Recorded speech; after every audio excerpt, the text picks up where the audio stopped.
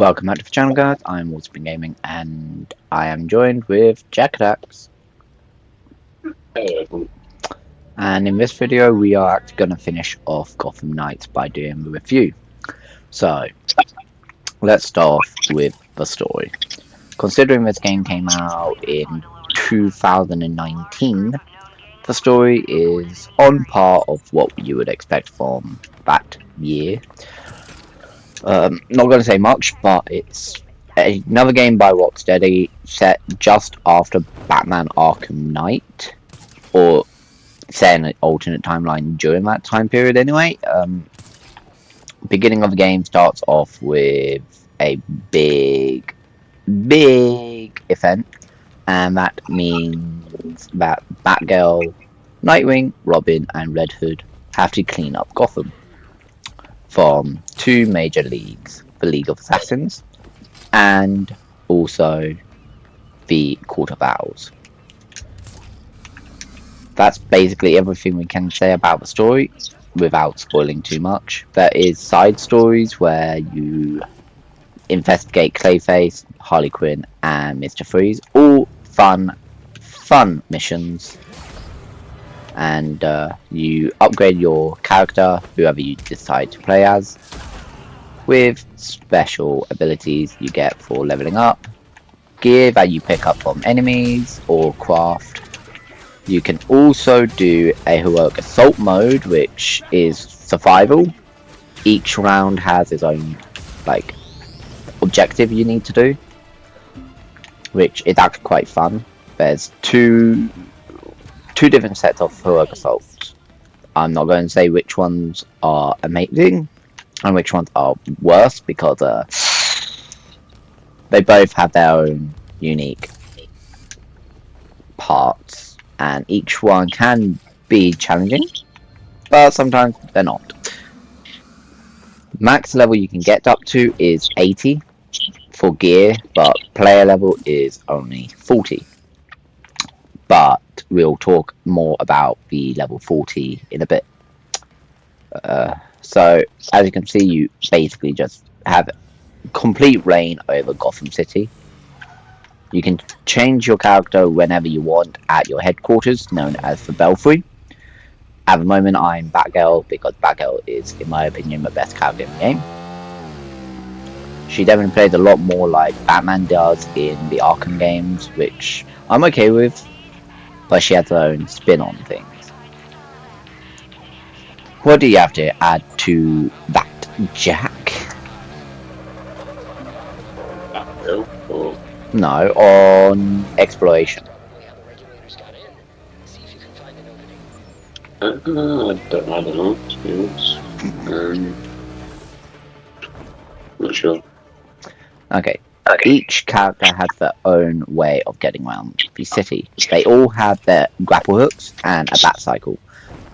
But then they got a heroic transversal move. Batgirl has her glide. Nightwing has a glider, which is a lot better than Batgirl, I must admit.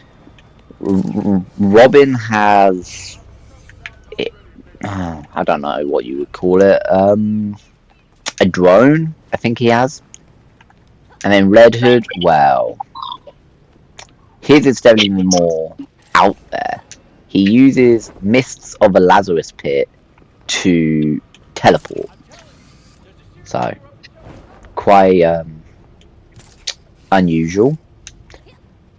Definitely breaks character for Red Hood if you like him in the comics. But apart from all that, there is things to do in Gotham City apart from driving around, beating up criminals and stuff like that. You've got crime, you've got predicted crime, which are small objectives to do, like criminal deals, gang hideouts, bomb threats and other cool things. But you've also got time trials, heroic time trials, and then you've also got collectibles. There are 3 different types of collectibles in the game. There are street art, there is batarangs, you got landmarks, and then later down the line you also get Court of Owl pages you have to find. Those are by far the worst to find. Not going to say how you find them because yet again, spoilers. But they are the worst to find. You mentioned fast travel points? No, I did not. Thank you for reminding me. Fast travel points you will have to unlock. It takes a while, but to begin with, about 5 main missions into the game, you will have to talk to Lucius Fox. He'll talk to you about traveling around the city, and after that, he'll give you the first fast travel point, which is in Financial District. For the fast travel points, you have to hack a surveillance drone that's been put up by GCPD, and then that district will be available for you to fast travel to at any time. Then you have to do the same thing over and over and over again for all the other districts. So, kind of annoying, but not really that difficult to do, especially if you can find the drones, because they do like to evade you at all cost. Now that's all we can say about exploration and free roam. Everything we can say about the story has already been said. And then we've got combat. The combat is copy and paste from the Batman Arkham series. Very simplistic, very easy, very fun, and very brutal. Each character actually fights in a different way. You got Nightwing that uses his sticks. You got Robin that uses a staff. You got Red Hood that uses his pistols. And then you got Batgirl who uses a tonfa. Each character also has their own abilities. For Batgirl, she can do an electric punch, fist of fury, ground punch. She can also throw batarangs over and over again at enemies, calling a swarm of bats. Nightwing has his own abilities, which are very similar but also different. But each character also has an ultimate ability. For Batgirl, she uses her technology to call in a surveillance drone that is called... Oh, what is his name? Waffle. That's it, Waffles. And it will, over time, shoot enemies. And if you've upgraded it using a skill, it can also heal Batgirl. Apart from that, not really much else we can say about the combat, but you do also have an alternate attack, which is a ranged attack. For Batgirl, she uses batarangs. Nightwing, he uses his shurikens. Robin uses ninja stars, and then Red Hood will shoot his pistols.